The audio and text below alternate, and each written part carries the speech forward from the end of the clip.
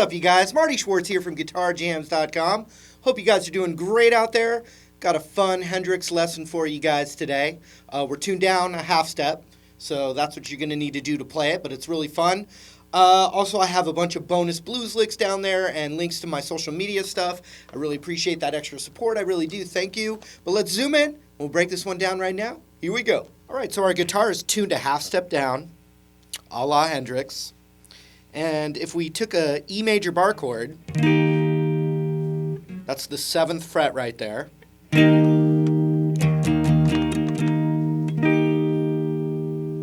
What we do is we play, Hendrix liked to invert that chord and play a different note in the bass, like this. So when you think of an E major, you could take your index finger and bar it where your ring finger normally is, including the A string, and then you have this little land here.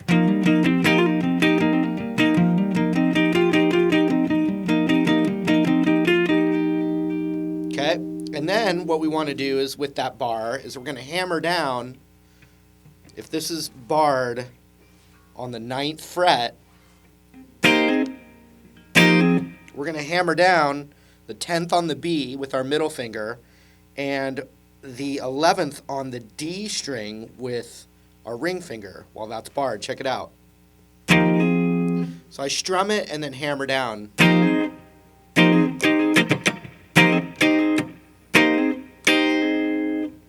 So we do a hammer on with a down strum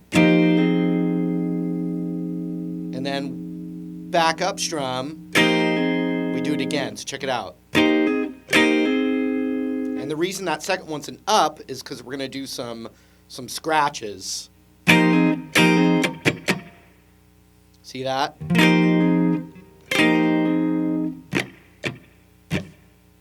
Down, up, down, muted. So that. See that up strum? From the top.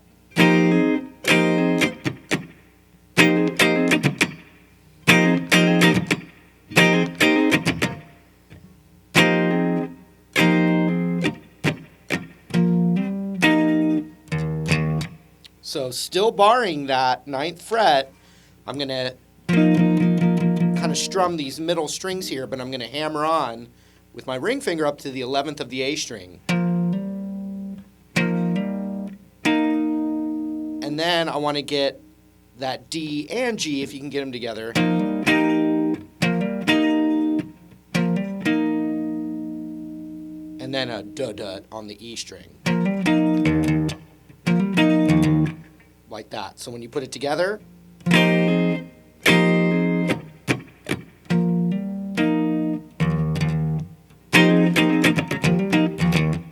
so when you do it pretty fast, it starts to sound like it. See that?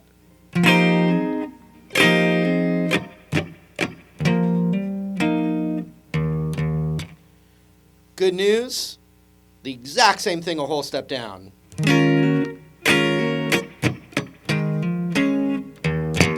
And you still hit the open E, but the rest is exactly the same a whole step down.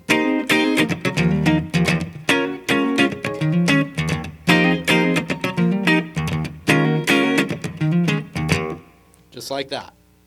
Okay, and those are basically inversions of E major, do-da-da-da, D major, do-da-da, E, E major, do-da-da-da, D major, do-da-da-da, but fancified or Hendrixified. Okay, now the next part is the verse. Obviously, Hendrix and John Mayer both are going to be doing a lot of thumb action where your thumb's hitting the bass note. You know, us mere mortals, it's not quite as easy. But I'm going to show you the basic gist of what's going on with those verses. So the first thing is just A, E, E, E, E, A, E, E. But lots of Hendrix tricks. But if you know the basis of it, A, A, E, E, E, E, E, A, E. And so that E is going to be in this E9 zone, or like a E blues. And we're not even going to play that shape, but I'm just showing you the basis of it, okay? So we take an A major chord.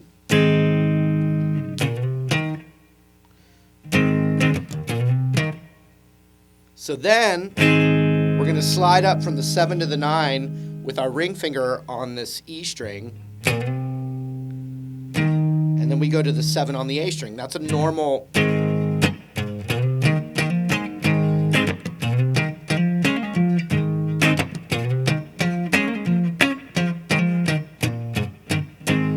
There's all kinds of little things in there.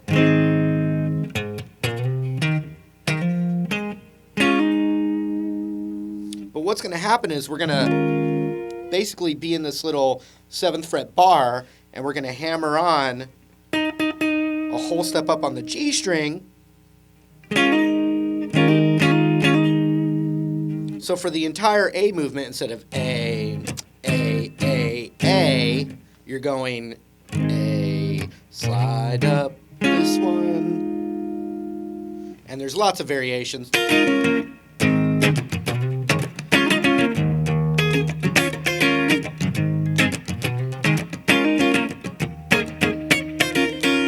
You know, little stuff, but it's all, if you can use this arsenal, understand that you can do any of that stuff for A instead of just, right? You can do. So that's still over A if we're barring the 7 right here, and I'm hammering this 9th fret of the G with it. If you just look at these two notes, or the open A maybe, or if I got the E in there and the bass player's playing an A, any of that's really still an A chord. These two notes is an A power chord. I could add my pinky up there to the octave, but basically we're going.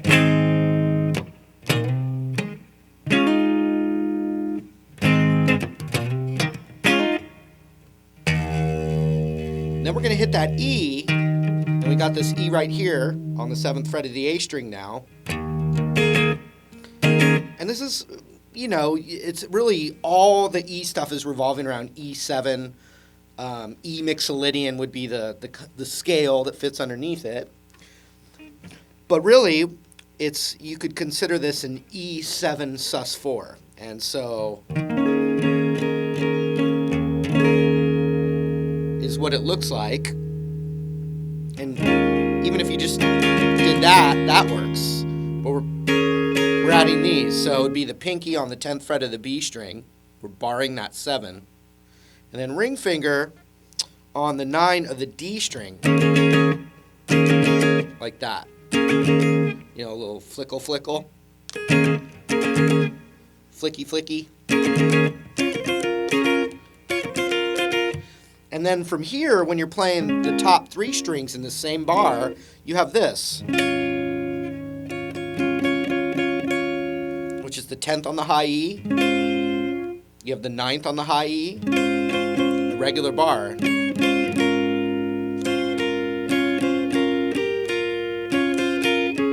And then you have the same thing on the B string as well.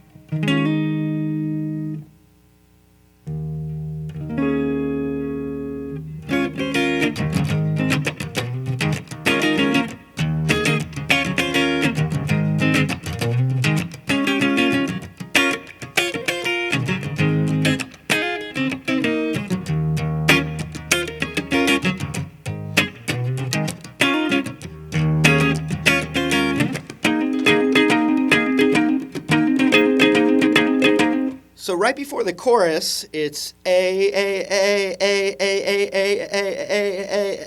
right? But once again, we're not playing the boring old A bar chord, although there are good times for that. We're playing the inverted, the Hendrix major chord, I like to call it.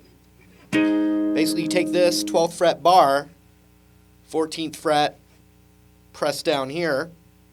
But then what we're going to do is invert it by putting our index on the 14th, so 12, 13, 14, covering the A, D, G, and B, the high E, whatever, it's muted. And we're hammering on the 14th, 15th, 16th fret of the A string while we strum.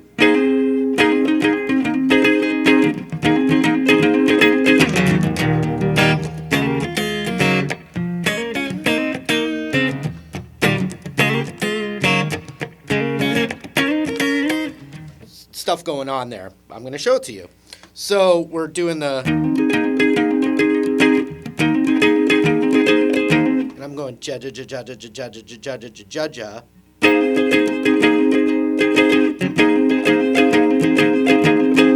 And that's that major inverted chord.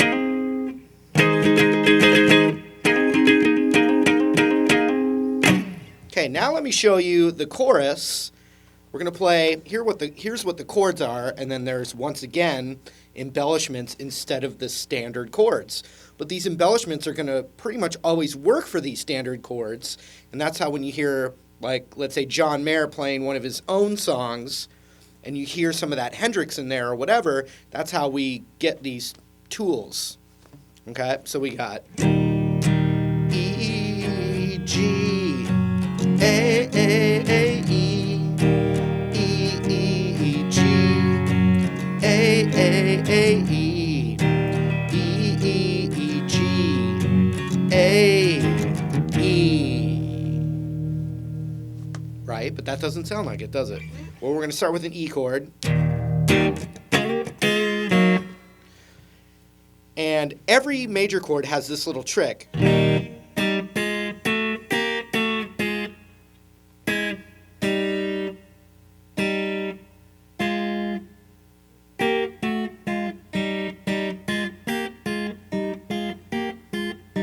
G chord, A chord.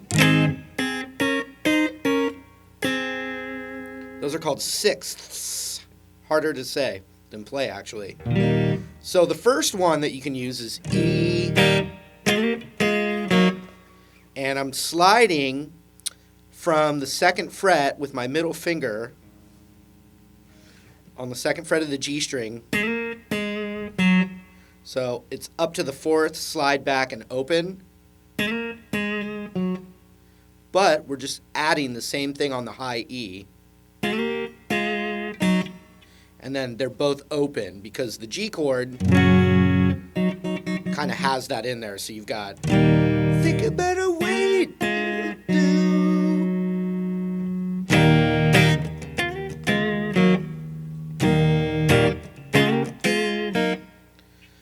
Then, if you're brave and you're going to do the G major chord with your thumb on the bass note, there is a classic Hendrix thing that happens. And what you do is you've got your thumb on the bass. If you can't do the thumb, you can still do this move. You're just not going to get a bass note in there. So you're going to need a bass player. Or you could alternate. You could play and then another time do this trick. But so if you see that bar chord like that, you can always do this. So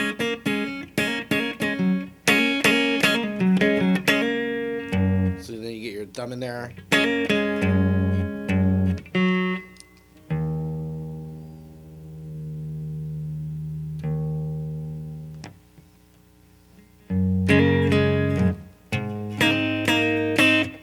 And so that's one of the things that's going on. You have your thumb on the bass, and middle finger would be on the B string, same fret as the root. Okay, that's a good way to kind of think of it. Then index finger is going to go a half step lower on the G string. So that would be 2nd fret of the G string.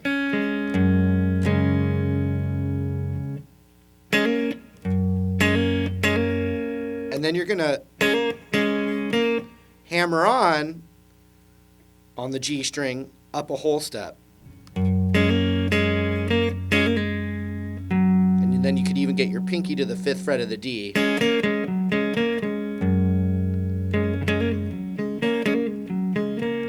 So check it out when you add that.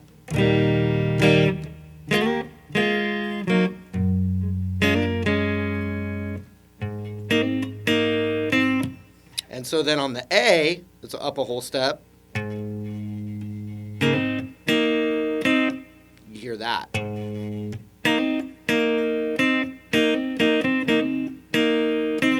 That same move.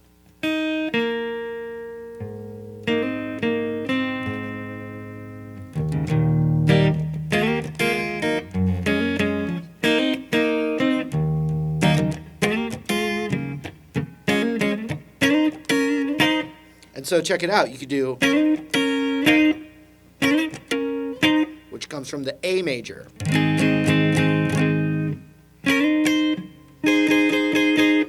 So it's the 9th fret of the high E and G, and back down a whole step. So you can add and do different things. E, G, A, E, G, and then A, E, G, A.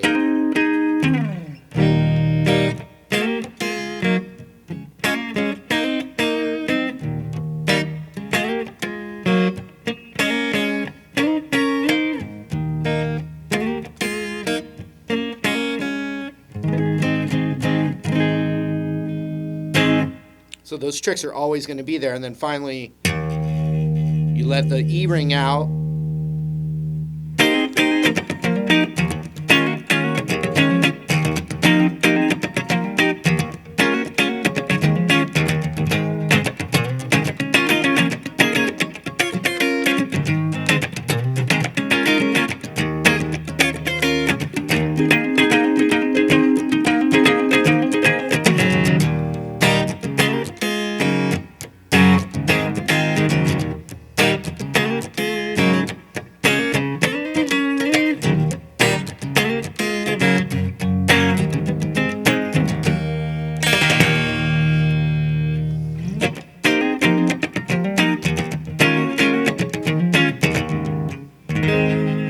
There it was. Hope you learned something, had a little fun too. I also appreciate that extra support by you checking out and supporting the links down there below this box. Thank you. Hope to see you again in another video. We'll see you real soon, all right?